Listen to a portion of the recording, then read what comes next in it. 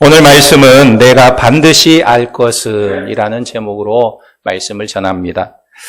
제가 전에 아주 신나게 봤던 영화가 있는데 바로 OK 목장의 결투라는 서부 영화입니다. 이 영화가 1881년 10월 26일 미국 캔자스 주의 OK 목장에서 실제로 벌어졌던 일입니다. 이것을 영화화 만들었는데 그 주인공인 보안관 와이어트 어프와 악당인 클랜턴 일가의 결투가 이루어지는 장면이 나옵니다. 그런데요, 이 결투에서 30초 동안에 수십 발의 총알이 막 오간 후에 나중에 보니까 악당들은 모조리 다 쓰러져 있고 보안관은 살아있는 거예요. 그래서 이 영화를 본 많은 청소년들이 이야, 나도 저렇게 정의롭게 정정당당한 용사가 되고 싶다 이런 마음을 가지면서 동경하는 모습이었습니다. 그래서 모든 서부 영화가 이 영화로부터 만들어지기 시작했습니다. 그런데 이때 등장한 이 보안관 와이어트 어프는 실제 존재했던 인물이라고 합니다. 그는 서부 개척자의 아들로 태어나서 10대 후반부터 서부 생활을 하기 시작했는데 검은 말을 타고 검은 코트를 입고 챙이 큰 모자를 쓰고 콧수염을 기르는 이런 모습이 그의 트레이드 마크였습니다. 그런데 영화에서는 보안관 어프가 이 악당들과 싸울 때 1대1로 승부를 겨뤄서 승리하는 정의의 사자로 멋있게 묘사가 되어 있습니다. 그런데 실제는 그렇지 않았다고 그래요. 그가 죽인 150명의 대부분의 사람들이요, 정면 대결에서 죽은 것이 아니라 때로는 등 돌리고 있을 때 뒤에서 총을 쏴서 죽이기도 하고, 밤새 술을 마시고 카드놀이를 하다가 술에 취해서 나왔을 때 그들을 죽이기도 했다고 합니다. 그런데 말년에 이 어프가 자기 이야기를 꾸며줄 존재를 만났는데 그가 바로 헐리우드입니다. 그래서 이 한마디로 헐리우드 영화를 보면 이 영화에서는 사실보다는 거기에 과장되게 꾸미고 조작하고 덧붙여서 이 서부 영화를 신화적으로 만들게 된 거예요. 청소년들에게 용기와 정의감을 심어준 서부 영화가 이 조작이 되고 덧칠이 되었다는 것을 알면서 마음에 허무한 생각이 들기도 했습니다. 그런데요, 중요한 것은 무엇이냐면 이런 조작과 덧칠은 우리 인생 전반에 걸쳐서 나타나고 있는 현상 중에 하나라는 거예요. 어떤 목사님이 뉴스를 보니까 다시 태어나면 지금의 배우자와 결혼하겠습니까? 라는 질문에 90% 이상이 결혼 안 합니다. 이렇게 대답을 한 걸 보고 놀라가지고 우리 교인들은 어떻게 대답할 것인가 궁금했습니다. 그래서 교인들에게 질문을 던졌습니다. 그러자 교인들이 다 입을 다물고 있는 거예요. 그런데 저 뒤에서 할머니 한 분이 손을 탁 들더니 예, 저는 결혼합니다. 그러더래요. 깜짝 놀라가지고 그 할머니에게 아니 두 분의 사랑이 그렇게 깊고 아름답습니까? 그랬더니 이 할머니가 하는 말이 아니요. 남자들은 다 그놈이 그놈이니까 익숙한 놈이랑 사는 게 낫지요. 이렇게 이야기를 했다고 합니다. 아마 이 세상 남자들은 모두 다 이런 오해와 착각을 하고 있지 않을지 생각이 됩니다. 그런데 오늘 본문 말씀에 보면 이런 착각이나 조작과 덧칠이 신앙생활에서도 일어나고 있음을 말씀하고 있는 거예요. 오늘 말씀 1절과 2절에 보면 들으라 이렇게 시작해서 내가 들었나니 라고 말씀하고 있습니다. 무엇입니까? 잘 들어봐라. 네가 잘못하고 있는 것들이 많다. 이렇게 말씀하고 있는 거예요. 잘못하고 있는 것이 많으니까 내가 말하는 것도 잘못될 가능성이 높다. 그래서 2절 마지막에 보면 뭐뭐 하거니와 라는 말이 그것을 지적하고 있는 내용인 것입니다. 3절에도 오늘 너는 알라 시작해서 4절에 내가 심중에 이르기를 뭐뭐 하지 말라, 5절에도 아니며 아니요 하심이라, 이런 표현들이 다 같은 의미예요. 6절에도 보면 내가 알 것은 이라고 말을 하고 있습니다. 이 모든 표현들이 무엇이냐면 지금 네가 알고 있는 것과 실상이 다르다라고 경고하고 있는 말씀이라는 거예요. 그래서 옛날 성경 개역 한글에 보면요, 4절에는 보면 실상은 이라는 말이 나옵니다. 너희가 이렇게 알고 있지만 실상은 그렇지 않다라고 말씀하고 있다는 거예요. 그러면 우리가 알아야 할 것이 도대체 무엇이냐는 거예요. 우리의 실상이 도대체 무엇이란 말입니까? 너희는 목이 곧은 백성이었다. 이것을 알라는 거예요. 6절 말씀에 보면 그러므로 내가 알 것은 내 하나님 여호와께서 내게 이 아름다운 땅을 기업으로 주신 것이 내 공의로 말미암음이 아니니라. 너는 목이 곧은 백성이니라. 그랬어요. 여기 목이 곧다는 말이 무슨 말입니까? 사람이요, 화를 내면 모든 피가 이 목으로 솟아오릅니다. 핏대가 오르는 거예요.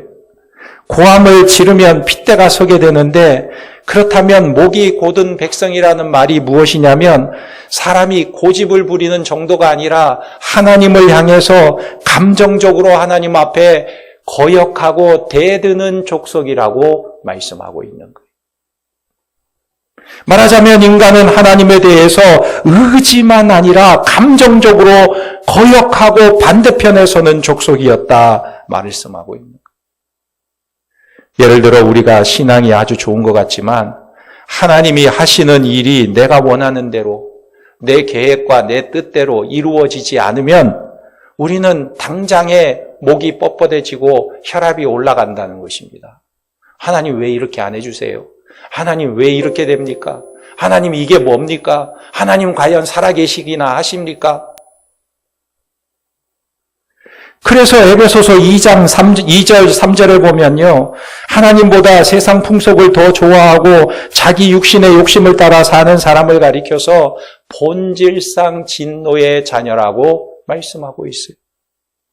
여러분, 본질상 진노의 자녀라는 말이 무슨 말입니까? 본질상이라는 말이 무엇일까요? 여름에 보면 나방이 많이 날아다닙니다. 그런데 이 나방들은요, 항상 불빛을 향해서 돌진을 해요. 그 불빛이 자기를 태워버리고 죽인다는 것도 인식하지 못하고 그 불빛을 향해 돌진하는 것입니다. 재작년에는 나방의 증조부와 증조모가 해변가 모닥불로 달려들어서 죽어버렸어요. 그런데 작년에는 할아버지 할머니도 부잣집 현관, 모기 잡는 형광 등에 달려들다가 지지직 타서 죽어버렸어. 그리고 나방의 아버지, 어머니, 형님네까지도 캠핑장에 모닥불을 바라보고 돌진하다가 그 모닥불에 타서 죽어버렸습니다. 그래서 이 나방이 생각하기를, 야, 저 불은 피해야 되겠구나. 저 불은 가까이 해서는 안 되는구나. 1000번, 10,000번 마음으로 새기면서 불에는 가까이 가서는 안 되는구나. 마음으로 굳게 결심을 했습니다. 나는 절대로 불에 가지 않을 거야. 그러던 여름날 어느 캠핑장을 지나가는데 그 앞에 모닥불이 보이는 거예요. 그러자 머리에 신호등이 빨간불이 켰습니다. 안 돼! 다가가면 안 돼! 절대로 불 곁으로 가면 안 돼! 경고등을 켜주었는데, 그런데 문제는요, 이 나방이 그 불빛을 보는 순간 자기도 모르게 왼쪽 날개의 근육이 심하게 수축되면서 머리에서는 안 돼! 라고 외치지만 자기 몸이 오히려 그쪽을 향해 날아가는 것입니다. 나방은 끊임없이 안 돼! 라고 외쳐도 자기 몸이 불 속으로 향해 달려가는 것을 막을 길이 없는 거예요. 왜 그랬을까요? 이것을 곤충학자가 연구를 했다고 합니다. 왜 나방은 불만 보면 달려 들어갈까? 그래서 그의 논문에 보면요, 나방이 불빛이 보이는 쪽으로 근육이 수축이 되도록 날 때부터 설계가 되어 있다는 거예요. 불빛만 보면 근육이 수축되는 거예요. 그쪽으로 가게. 그렇게 만들어졌다는 것입니다. 그러니까 이것을 우리식으로 말하면 이거는 창조론이죠. 그렇게 조물주가 만든 거예요. 진화론으로는 설명할 수가 없습니다. 진화가 되었다고 한다면 증조부가 그렇게 타 죽었으면, 할아버지 할머니가 그렇게 타 죽었으면, 아버지 어머니가 그렇게 불에 타 죽었으면 나는 그렇게 하면 안 되지 하면서 진화되어야 될 거 아니에요. 불 쪽으로는 가지 말아야 될 거 아니에요. 근데 그게 안 된다는 거예요. 그래서 이것을 가리켜 에베소서에서는 본질상 진노의 자녀라고 말하고 있는 거예요. 이것이 우리의 모습이라는 것입니다. 아무리 안 하려고 해도 안 되는 것이 우리의 모습이라는 거예요. 그래서 오늘 본문은 그것을 모기 고등 백성이라고 표현하고 있는 것입니다. 7절에 보면 너는 광야에서 내 하나님 여호와를 경노하게 하던 일을 잊지 말고 기억하라. 내가 애굽 땅에서 나오던 날부터 이곳에 이르기까지 늘 여호와를 거역하였으되 호렙산에서 너희가 여호와를 경노하게 하였으므로 여호와께서 진노하사 너희를 멸하려 하셨느니라. 그랬어요. 계속해서 거역했어. 그래서 18절에 보면요, 모세가요 40주 40야를 먹지도 않고 마시지도 않고 하나님 앞에 엎드린 이유가 무엇입니까? 이는 너희가 여호와의 목전에 악을 행하여 그를 경노하게 하여 크게 죄를 지었음이라 그랬어요. 이스라엘 백성들의 거역함 때문에, 저들의 죄 때문에 모세가 이렇게 40주 40야를 먹지도 마시지도 않고 엎드렸던 거예요. 그리고 22절에 보면 여호와를 경노하였고 23절에도 여호와의 명령을 거역하여 믿지 아니하고 그 말을 듣지 아니하였나니 24절에 내가 너희를 알던 날부터 너희가 항상 여호와를 거역하여 왔느니라. 누가 이렇게 말씀하고 계시죠? 하나님이 이렇게 말씀하신다. 내가 너희를 알던 날부터 지금까지 항상 거역하더라. 이것이 이스라엘이었다는 것입니다. 여러분, 이런 모습은요, 우리가 자녀를 기르면서도 느껴볼 수 있는 모습이에요. 아이가 사춘기가 되면 어떤 때는요, 부모의 속을 확 뒤집어 놓아요. 어떻게 내 몸에서 저런 게 나올 수 있었지? 어떻게 저런 애가 우리 자식일 수 있지? 그런 생각이 들 정도로 그렇게 속을 뒤집어 놓을 때가 있습니다. 그런데 우리가 하나님 앞에서 그렇다는 거예요. 하나님이 어떻게 하나 보자, 얼마나 잘하시나 보자 하다가 내 마음에 안 들면 하나님을 거역한다는 것입니다. 그래서 12절 말씀에 보면 내게 이르시되 일어나 여기서 속히 내려가라.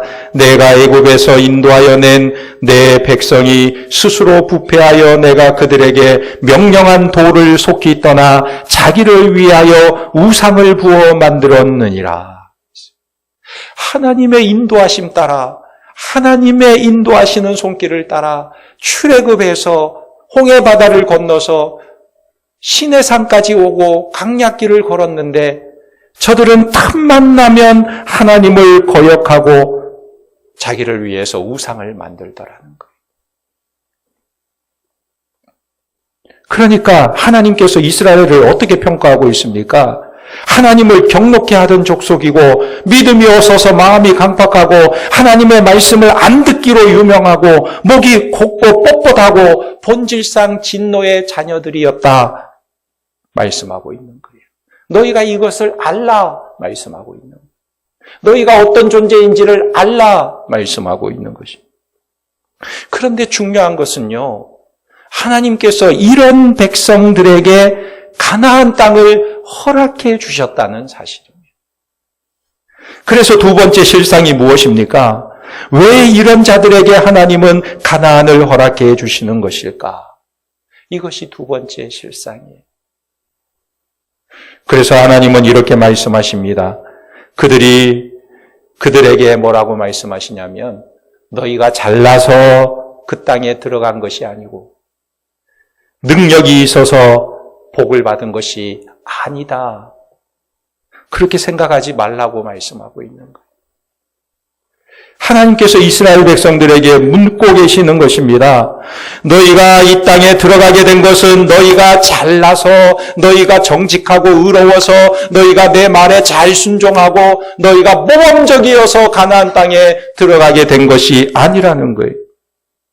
사실 우리가 논리적으로 따져보면 가나안 땅에 들어간 백성들은 적어도 어떤 보상이나 어떤 대가로 그 땅에 들어가야 하는 것이 맞지 않는가 그렇게 생각이 됩니다. 그러나 하나님은 이스라엘 백성들이 이 땅에 들어오게 된 것은 그들이 가진 어떤 조건이나 자기들이 의롭거나 정직하거나 능력이 있어서 그 보상으로 주신 것이 아니라고 분명히 말씀하고 있는 거예요. 여기서 우리가 잘 생각해야 될 것이 무엇이냐면 기독교 신앙에서 가장 어려운 것이 무엇이냐? 바로 이 지점이라는 거예요. 내가 왜 구원받았느냐? 할 때 그래도 내가 잘한 게 있으니까 구원받았지. 이렇게 생각하면 그게 참 어려운 문제라는 거예요. 내가 가지고 있는 복과 기회를 나 자신이 만들어낸 것이라고 생각하지 않는 것이 참 어려운 문제라는 것입니다. 구원받을 만한 이유가 나에게 있다고 생각하지 않는 것이 신앙의 핵심이라는 거예요. 그런데 이것은 어려운 것입니다. 여러분은 자신이 건강하고 평안한 삶을 사는 이유가 어디에 있다고 생각하십니까? 내가 남보다 성실하기 때문에, 내가 다른 사람들보다 뛰어나기 때문에 이런 삶을 현재 누리고 있지, 그렇게 생각하신다면 참으로 오해 중에 오해인 것입니다.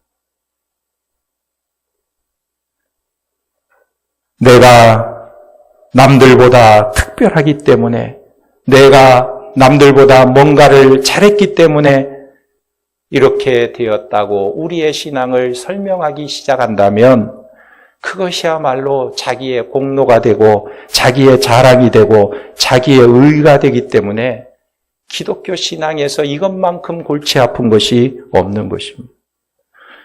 그래서 오늘 하나님께서 이스라엘 백성들에게 가나안 땅에 들어가게 하신 것은 너희들이 잘해서 그 보상으로 주어지는 것이 아니라 오직 하나님의 은혜로 너희가 가나안 땅에 들어간 것을 말씀하고 있는 것입니다.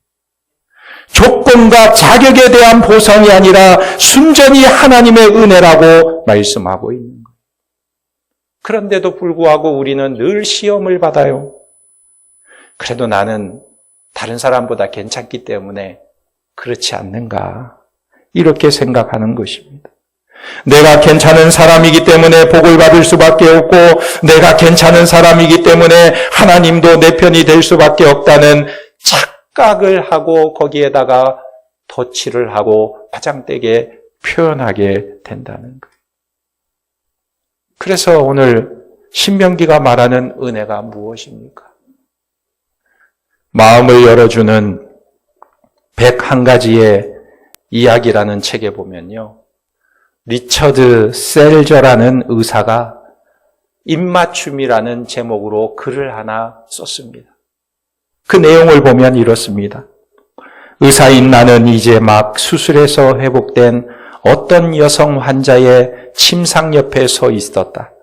그녀는 수술 후에도 얼굴이 마비되어 입이 한쪽으로 돌아가 있었다. 얼핏 보면 어릿광대 같은 모습이었다. 입의 근육을 움직이는 신경 한 가닥이 절단되었기 때문이다.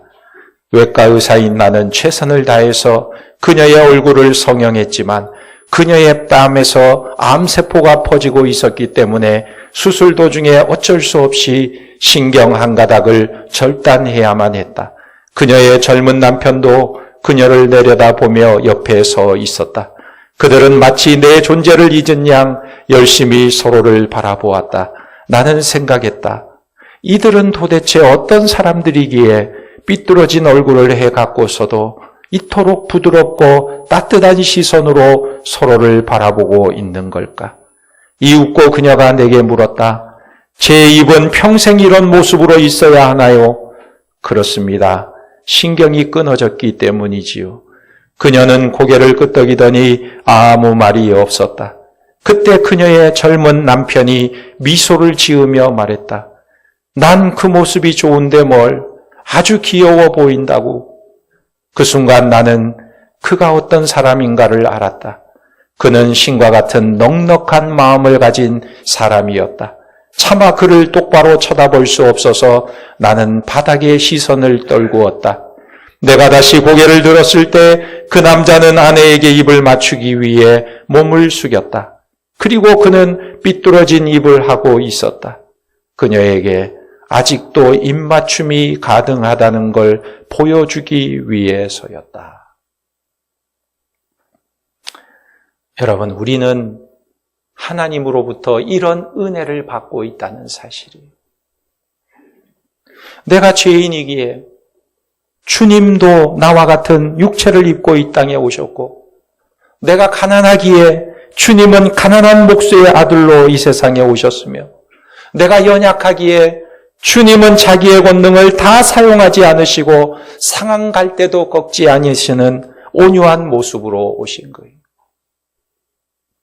그래서 신명기 7장 6절에서 8절에 이 은혜를 향해 이렇게 표현하고 있습니다. 지상 만민 중에 너를 자기 기업의 백성으로 택하였다. 여기 자기 기업의 백성이라는 말이 서귤라라고 우리가 배웠어요. 서귤라. 이게 무슨 의미입니까? 지상은 온 세상과 그 중에 살고 있는 만민 중에 오직 나 한 사람만 존재하고 있는 것처럼 하나님께서 나를 그렇게 바라보고 계신다는 거예요. 나 한 사람에게 주목하고 계신다는 것입니다.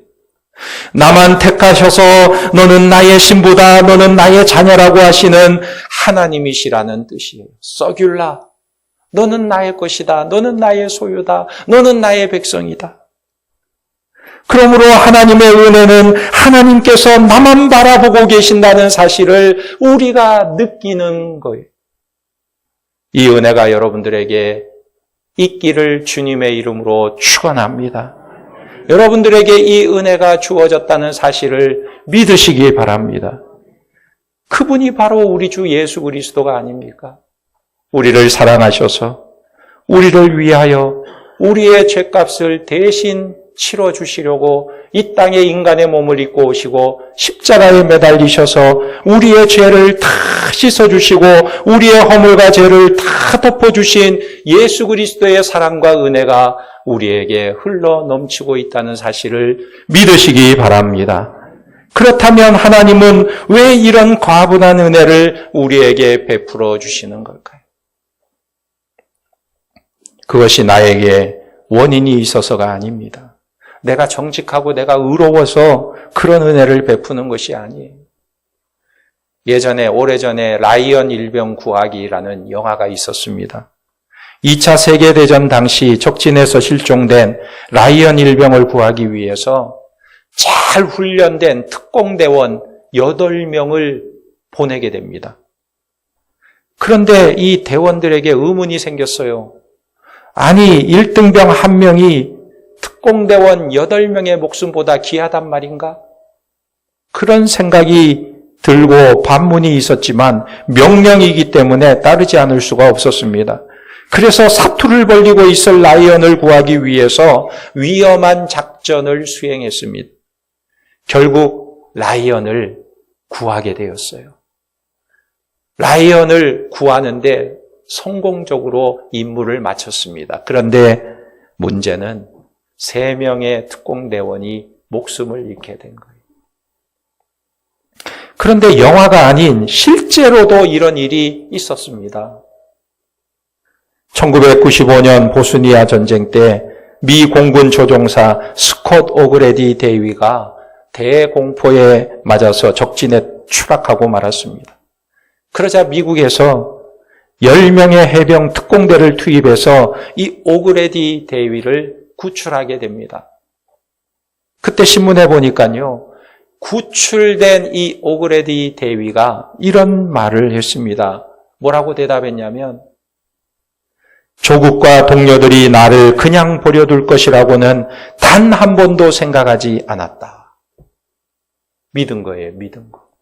미국이라는 조국이 자기를 버릴 것이라는 생각은 단 한 번도 하지 않았다. 이것이 신앙이라는 거예요. 하나님께서 나를 내버려 두실 것이라고는 단 한 번도 생각하지 않는 것이 우리의 신앙이라는 것. 그렇게 신실하신 하나님을 내가 아버지라 부를 수 있게 되었다는 사실에 우리는 감사할 수밖에 없는 존재라는 것입니다. 그런데 오늘 5절에 보면요, 하나님께서 왜 우리에게 이런 은혜를 베푸시는가를 말씀하고 있어요. 왜 우리에게 이런 은혜를 베푸시느냐? 그 이유는 언약 때문이라고 말씀하고 있는 것입니다. 5절에 보면 내가 가서 그 땅을 차지함은 내 공의로 말미암음도 아니며 내 마음이 정직함으로 말미암음도 아니요 이 민족들이 악함으로 말미암아 내 하나님 여호와께서 그들을 내 앞에서 쫓아내심이라. 여호와께서 이같이 하심은 내 조상 아브라함과 이삭과 야곱에게 하신 맹세를 이루려 하심이니라. 할렐루야. 맹세를 이루려 하심이니라. 언약을 지키려고 그렇게 하셨다고 말씀하고 있어요. 너희가 잘나서가 아니고 너희가 의로워서가 아니고 너희가 내 말에 잘 순종해서가 아니라 내가 아브라함과 이삭과 야곱에게 맹세한 그 맹세를 이루기 위하여 내가 이렇게 행하였다. 다시 말하면요, 하나님의 신실하심 때문에 그렇게 하셨다고 말씀하고 있는 것입니다. 그러므로 우리의 신앙은 무엇입니까? 이런 신실하신 하나님을 믿고 의지하는 것이 신앙이라는 거예요. 하나님은 온 세상이 외면해도 결코 나를 외면하지 않으시는 하나님이신 줄 믿으시기 바랍니다. 나는 하나님의 말씀에 불순종하고 나는 늘 세상을 향하여 달려가고 나는 본질상의 진노의 자녀라 할지라도 하나님이 나를 선택하시고 나를 붙드시고 나를 택하신 대로 하나님은 신실하게 나를 구원하시는 하나님이심을 믿으시기 바랍니다. 그런 하나님을 믿고 의지하는 거룩한 하나님의 백성들이 다 되시기를 예수님의 이름으로 축원합니다. 아멘. 기도하겠습니다. 하나님, 목이 뻣뻣하고 굳은 우리를 이렇게까지 사랑하시고 택하여 주신 하나님의 은혜를 바라봅니다. 지상 만민 중에 나를 택하시고 나를 사랑하시는 하나님, 너는 내 것이라 말씀하시고 너는 나의 기쁨이라고 말씀하시는 하나님, 이제는 우리가 주님 앞에 신실하신 하나님 앞에 온전히 반응하며 주님을 의지하며 신뢰하며 살아가게 도와주시옵소서. 예수님의 이름으로 기도하옵나이다. 아멘.